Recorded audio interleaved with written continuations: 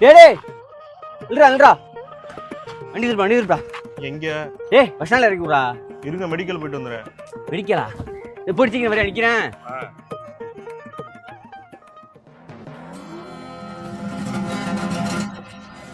டேய் எங்கடா இருக்க? வண்டி டை ஆயிருச்சு. டை ஆயிடுச்சா? எப்படி வர்றது?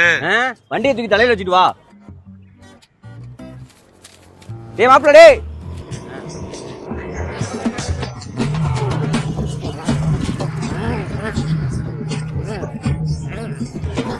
டேய் என்னடா பண்ணிட்டு இருக்க? நீங்க தானே தூக்கிட்டு வர சொன்னீங்க. ஒரு கை போடுங்க.